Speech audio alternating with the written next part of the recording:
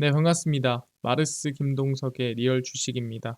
오늘 마르스 김동석의 리얼 주식은 2025년 대폭락 이 신호에 나옵니다. 그때 전부 올인하세요. 아마 2025년도에 눌림목이 나온다면, 그러니까 우리가 하락을 할 때 반등을 하기 전에 이 눌림목이 나온다면 이 신호, 이 흐름에 나올 것 같습니다. 오늘 너무 중요한 내용이니까 집중하시고요.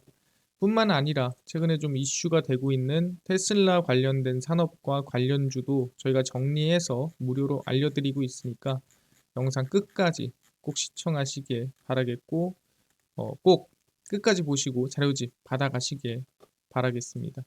그럼 오늘 영상 시작하겠습니다. 제가 2월 초에 이런 영상을 올린 적이 있어요.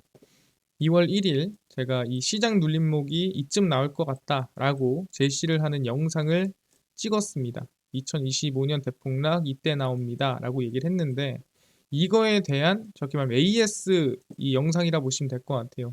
왜냐면 이때는 이 제시를 두 가지를 해드렸습니다. 정리를 좀 해보면, 그 당시에 제가 2월 1일에 올해 4월이랑 그 다음에 8월, 9월 두 번 정도 시장이 눌림목이 나올 수 있다라고 얘기했습니다. 그러니까 우상향한다고 했을 때 이런 눌림목이 나올 수 있는 시기가 두 번 정도 나올 것 같다라고 한 영상이었어요. 둘 다 국내 이슈뿐만이 아니라 미국의 이 글로벌적인 이슈를 모두 포함해서 함께, 그러니까 미국 증시도 눌리면서 국내 증시도 눌림목이 나올 가능성이 높은 시기를 책정했습니다. 예, 국내 증시만 밀린다는 게 아니에요. 같이 눌림목이 나오는 시기를 얘기를 했고요. 이후에 이제 관세 정책이 좀 명확하게 나오기 시작했죠. 그러다 보니까 국내 증시의 하방 부담이 저는 더 커지는 흐름이 있다라고 확인을 했습니다. 그래서 뭐 미국 증시보다 국내 증시에 조금 더 밀릴 수도 있는 상황이 만들어지고 있다라고 생각이 들었습니다. 그래서 오늘 영상은 3월 말과 4월에 조심해야 한다라는 얘기예요. 네, 그때는 저희가 두 가지를 제시해 드렸다면 오늘은 제가 3월 말 4월은 조심합시다. 눌림목이 나올 확률이 올라간 것 같아요. 라는 내용이에요. 그래서 만약에 그때가 매수를 하고 싶다면, 저는 이때 매수를 하고 싶다면 아마 저가 매수할 수 있는 기회, 이 눌림목 매수할 수 있는 기회가 올 거라고 보는 영상입니다. 오늘 집중하시고요. 왜 3월 말 4월 조심해야 되는지, 그때가 왜 눌림목 매수 기회인지 알아가시면 좋을 것 같아요. 네, 이런 영상을 찍는 이유는 딱 한 가지입니다. 저희가 시장이 올라간다고 했을 때는 이렇게 올라가는 시장은 없죠. 항상 상승과 눌림목, 상승과 눌림목, 다음에 상승과 눌림목이 만들어지는 시기거든요. 우리가 이런 시기, 이런 눌림목 시기를 잘 찍으면 되지 않겠냐. 이 기회를 노려볼 수 있으면 좋지 않겠냐라는 거죠. 그래서 사실 이런 눌림목이 안 나오면 많은 거예요. 근데 나올 확률이 높다면 우리는 조심히 넘어가거나 경계할 필요가 있다. 그리고 오히려 반대로 얘기하면은 저가 매수할 수 있는 기회가 올 수 있다라고 생각을 하는 겁니다. 그럼 오늘 시작하겠습니다. 일단 3월 말에서 4월 눌림목 가능성이 높다. 여기 초입니다. 예, 4월 중순보다는 4월 초, 3월 말에서 4월 초에서 한 중순까지 눌림목이 가능성이 있다라는 부분이고요. 왜 그런지에 대해서 설명을 좀 드리겠습니다. 일단은 골드만삭스가 1분기 경고를 좀 했어요. 이거는 1월에 경고를 했던 건데 지금도 전혀 뭐 이 전망이 달라지지 않았기 때문에 같은 방향이라고 봅니다. 골드만삭스의 프레임워크에 따르면 주식 하락 확률은 거의 30%다라고 얘기를 했는데, 아니 30%면 낮은 거 아닙니까? 라고 하거든요. 근데 그게 아니라 이런 골드만삭스 같은 대형 IB들은 정말 보수적으로 책정합니다. 그러니까 정말 높아 보여도 높지 않게끔 책정하는데, 이 수준을 얘기하자면 골드만삭스는 주식 하락 확률이 35%를 초과하면 극단적인 결과가 나올 가능성이 더 높다고 지적했습니다. 그러니까 얘네들은 35%가 거의 맥시멈으로 보는 거예요.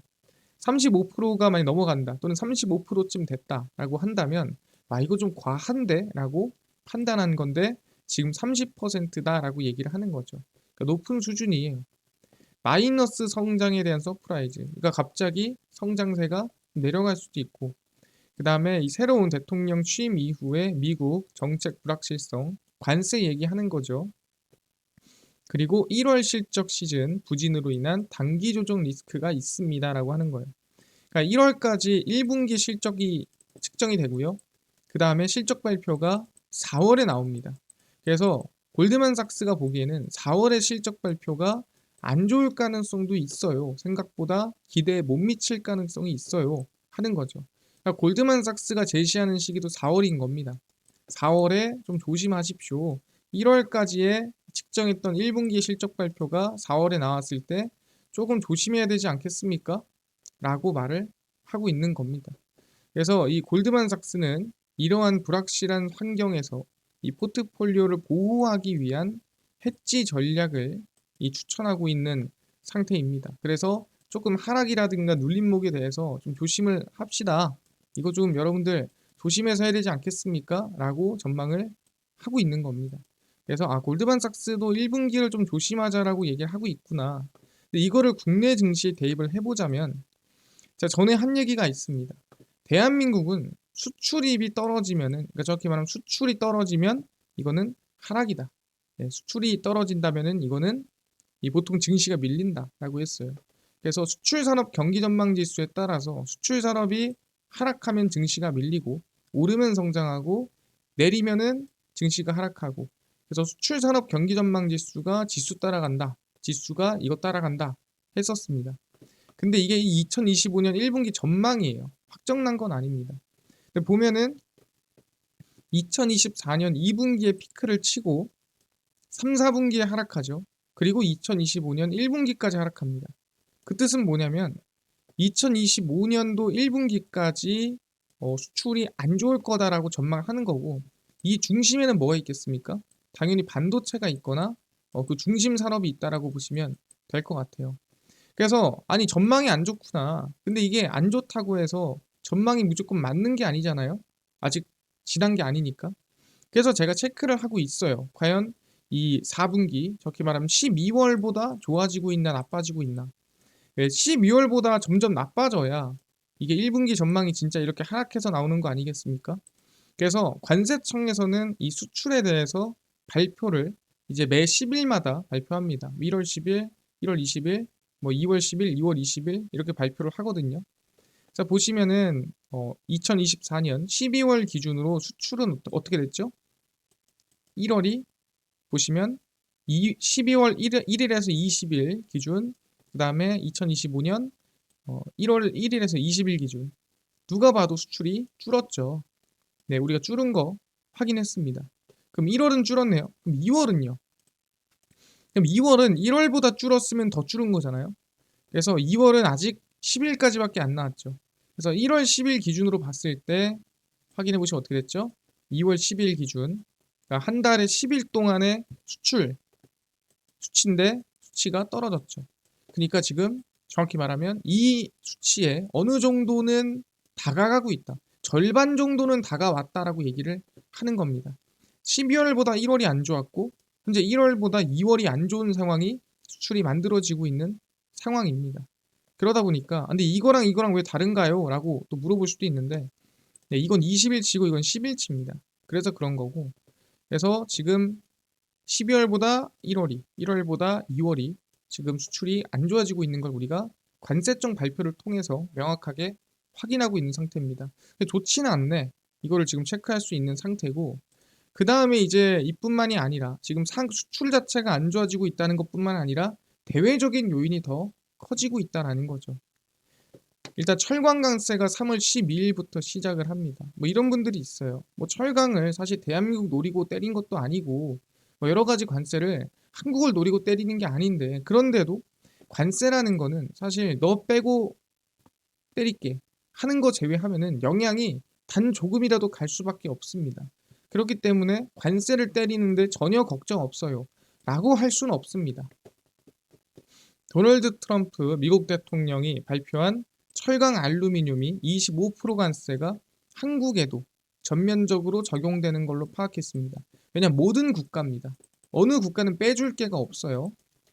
3월 10일 이후로는 한국의 모든 대미 철강 알루미늄 수출 물량에 25% 관세가 적용이 되고요. 사실 이거를 때리는 이유는 이 철강 같은 경우에는 캐나다, 멕시코를 겨냥하는 거고 알루미늄은 중국을 겨냥하는 거예요. 근데 거기에 이제 우리가 아까 말씀드린 대로 중간중간에 이런 한국 같은 기업이 나라가 낄 수밖에 없는 거죠. 앞으로 몇 주간 철강과 알루미늄뿐 아니라 반도체와 자동차, 의약품 모든 것에 들여다볼 것이며 다른 두어 개 품목에도 지켜볼 것이다 라고 실제 대통령이 얘기를 했고요. 그러니까 아직 끝난 게 아니라는 겁니다. 모든 나라로 이 모든 나라가 우리나라로 많은 일자리를 가지고 오는 것이 될 것이다. 그러니까 미국에다 공장 지어라 관세 내기 싫으면. 자동차는 매우 크고 중요한 것이 될 것이다. 그래서 자동차에 대한 어떻게 보면은 암시를 한 거죠. 그래서 철강관세가 3월 12일부터 시작이 됩니다. 이 시점을 잘 확인하셔야 돼요. 3월 중순부터 진행되네. 근데 이거는 사실 뭐 캐나다, 멕시코, 중국을 향한 거니까 뭐 그럴 수 있지. 넘어가겠습니다. 그리고 뭐 4월에는 또 상호관세가 시작됩니다. 상호관세가 뭐죠? 예를 들어 미국한테 2% 관세를 때리고 있는데 실제 미국은 뭐 어떤 나라한테 1%를 때리고 있어. 그럼 야 우리도 2% 때릴래. 너네가 때리는 만큼 우리도 때리겠어. 예를 들어 미국한테 하는데 관세가 제로야. 근데 우리가 넣는데 관세가 5%야? 그럼 너네도 제로 아니고 5% 때릴게. 그래서 눈에는 눈, 이에는 이 전략을 쓰겠다는 거죠. 트럼프 2기 행정부가 무역 파트너들의 관세 및 비관세 장벽을 모두 고려해 4월 초 상호관세를 부과할 것이라 발표를 했습니다. 그러니까 전망합니다, 예상됩니다가 아니라 한다라고 얘기한 거예요. 그래서 미국 상무부는 4월 1일까지 상호관세 대상을 검토한 뒤에 국가별로 차등 부과할 계획입니다. 일단 이게 좀 그나마 다행인 게 나라별로 따로 부과한다는 거죠. 왜냐하면 어떤 나라는 우리한테 5%를 부과할 수도 있고 어떤 나라는 우리한테 1%, 우리한테 어떤 나라는 무관세일 수도 있잖아요. 그러니까 상호관세 같은 경우에도 상대적으로 들어간다는 거죠. 불공정하고 차별적인 세금이나 역외 부가 세금, 환율 정책과 임금 억제 정책, 미국 기업의 시장 접근을 불공정하게 제한하는 모든 관행을 대상으로 한다. 그러니까 꼭 세금뿐만이 아니라 그냥 미국을 불합리하게 보는 모든 것들을 다 포함한다는 겁니다. 한국은 미 상무부의 2024년 무역수지 통계에서 약 81조 원의 대미 흑자를 냈습니다. 그러니까 세계에서 8번째예요. 그러니까 사실 이거를 확인하고 있을 때는 뭐예요? 1등부터 7등까지 때리고 나면은 8번째는 누구다? 대한민국이다. 그러다 보니까 저는 피해갈 수 없다라고 봐요. 맞고 지나가야 되고 두드러 맞고 이미 한 번은 가야 된다. 매를 그러니까 먼저 맞냐 나중에 맞냐인데 어차피 안 맞을 수는 없다라고 저는 생각을 합니다. 그리고 이제 4월 또 수입처 관세에 대한 얘기가 나왔습니다. 다 다른 겁니다. 하나의 관세가 아니라 다 따로따로 발표를 한 거예요. 도널드 트럼프 미국 대통령은 미국에 수입되는 자동차에 대한 관세를 4월 2일에 내놓을 계획을 언급했습니다. 그러니까 이거는 정확하게 뭐 언제 한다 나온 건 아니고 계획한다.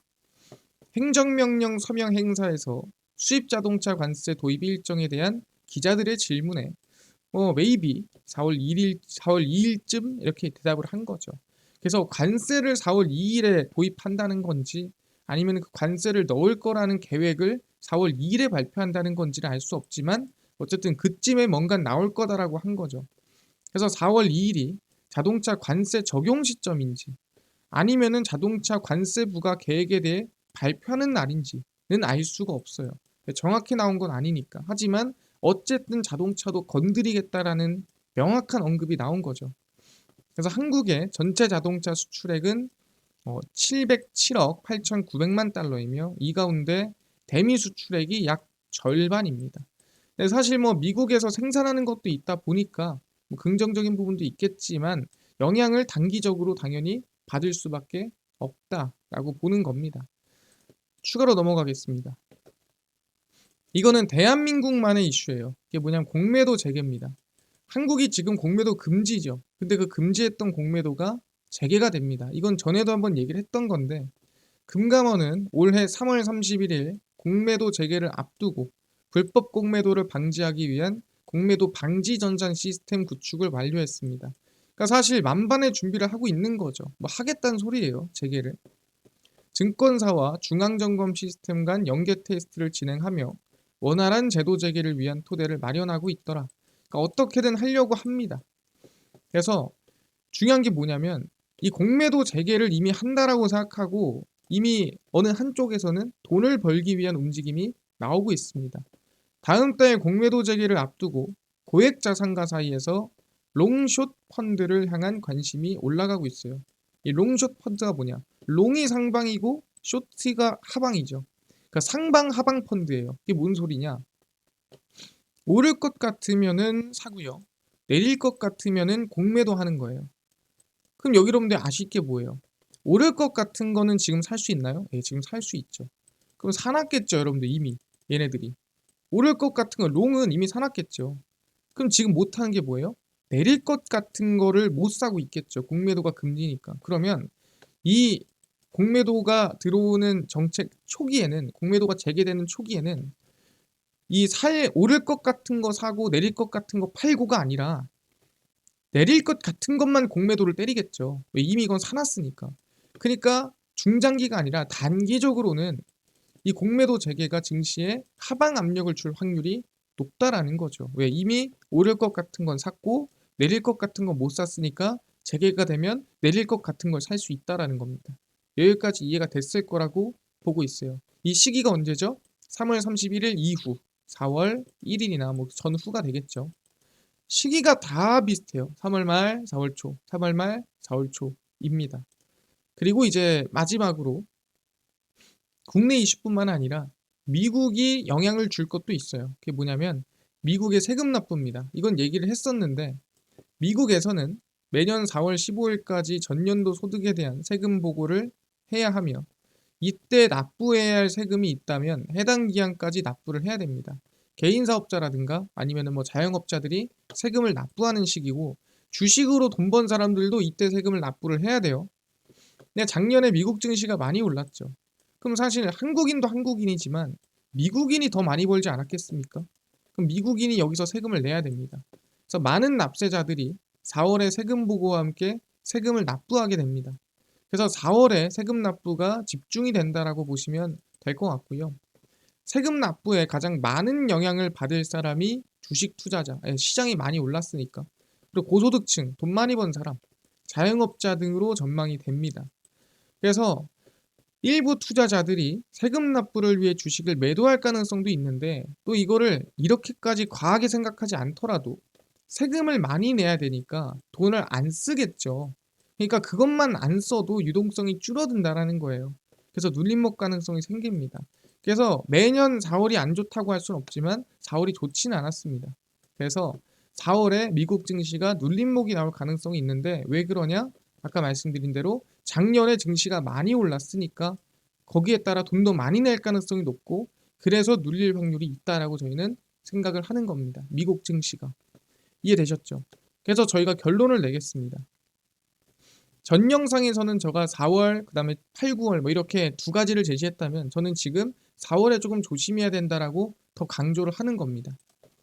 관세 정책에 대한 명확한 언급이 나왔고요. 3월 말 4월 초에 대부분이 들어가고 있습니다. 그래서 당연히 조심하는 거고요. 미국의 무역 흑자 8위로 1위부터 순서대로 제재를 가한다고 했을 때 이거는 안 맞고 지나갈 수가 없더라. 그러니까 어쨌든 한번 맞아야 돼요. 근데 그게 언제냐의 문제인 거죠. 그리고 미국 이슈와 별개로 국내 공매도 재개 이슈로 단기적인 매도 압력이 나올 가능성이 높습니다. 아까 얘기했죠? 롱숏 펀드가 늘어난다면 롱은 이미 잡고 있으니까 숏을 잡을 확률이 높다라는 겁니다. 3월 말 4월 눌림목 매수를 노린다면 저는 좋은 기회가 된다 봐요. 그러니까 3월 말에서 4월 초부터 눌릴 수 있다라 보고요.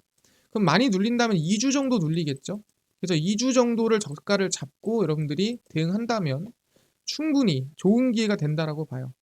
그래서 경계하면서 이 시기는 봐야 된다라고 얘기를 하고요. 결국 눌림 이후 저는 6월까지 다시 오른다 봅니다. 눌렸다 오르는 거예요, 다시. 그래서 저는 기회라고 보는 거죠. 뭐 이런 게 아닙니다. 눌렸다 오르고 눌렸다 오르고인데 이 시기를 저는 3월 말 4월 초 정도의 하락이 진행될 수 있다라고 말씀을 드리겠습니다. 그래서 저희는 항상 얘기하지만 종목 선택도 중요하지만 이렇게 미리미리 조심해야 돼. 반대로 얘기하면은 저가에 매수할 수 있는 기회를 미리 예측이나 전망을 하고 있어야 기회가 왔을 때 왜 그런지에 대해서 이해를 하고 빠르게 행동할 수가 있다. 라고 말씀을 드리도록 하겠습니다. 그래서 우리는 3월 말 4월 초 눌림목 나오고 나서 그다음 다시 6월까지 상방 본다 생각하시면 되고요. 알겠습니다. 아까 테슬라 관련된 산업이나 관련주 총정리한 자료집을 또 무료로 나눠준다고 했는데 이건 어디서 받을 수 있나요?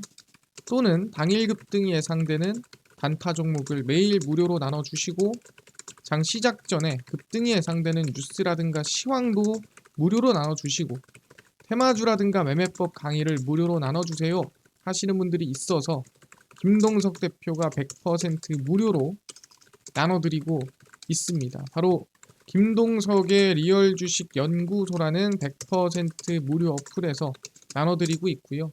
이 어플은 내가 아이폰을 씁니다. 앱스토어에서 다운로드 가능하고 갤럭시를 씁니다. 구글 플레이, 플레이스토어에서 무료로 설치가 가능합니다. 아니 무료로 설치하면 전화번호 같은 것 적어야 되나요? 네, 전혀 아무것도 안 적으셔도 됩니다. 네, 무료예요. 자, 앱스토어, 구글 플레이, 플레이스토어 접속을 하시고 뭐라 검색하냐? 김동석의 리얼 주식 연구소라 검색하시면 이렇게 어플이 뜨게 되고요. 100% 무료로 설치가 가능합니다. 그래서 무료로 설치를 하시면 된다. 설치하고 나면은 이렇게 어플이 화면에 뜨게 되고요. 김동석의 리얼 주식 연구소고 100% 무료 어플입니다. 당일 리얼 추천주가 당일 급등 예상 종목을 무료로 알려드리고 급비 분석이 시황, 급비 자료가 테마주라든가 매매법 무료로 나눠드리고요. 아까 얘기했던 테슬라 관련된 산업, 관련주 이거 어디서 자료집 무료로 받을 수 있나요? 리얼 추천주 누르시고요. 들어가시면은 저희가 트럼프 대선 일론 머스크 총정리해서 무료로 올려놨습니다. 이거 누르고 들어가시면은 맨 밑에 테슬라 전기차 자율주행, AI 반도체 로봇 자율주행 저희가 무료로 나눠드립니다. 믿져야 본전이거든요. 무료니까 꼭 받아가시고 뿐만 아니라 리얼 추천주에서는 14일, 13일, 12일, 11일 추천주도 무료로 매일 나눠드리고요. 저희 급비 분석은 장 시작 전 시황입니다. 해외 증시 국내 이슈 저희가 장전에 매일매일 정리를 해드리고 있고요. 급비 자료는 당일 있었던 이슈 관련주 저희가 무료로 매일매일 정리를 해드립니다. 김동석의 리얼 주식 연구소 저희가 평생 100% 무료로 운영하는 어플이니까 종목 시황 테마주 강의 다 얻어가시고 뿐만 아니라 저희 마르스 김동석의 리얼 주식 유튜브 우리 구독자 20만 명 향해 달려가니까요. 유튜브 구독, 영상 좋아요, 그 다음에 댓글까지 남겨주시면 너무나도 감사하겠다 말씀드리면서 오늘 영상 여기서 마치고 다음번에 더 좋은 영상으로 찾아뵙도록 하겠습니다. 감사합니다.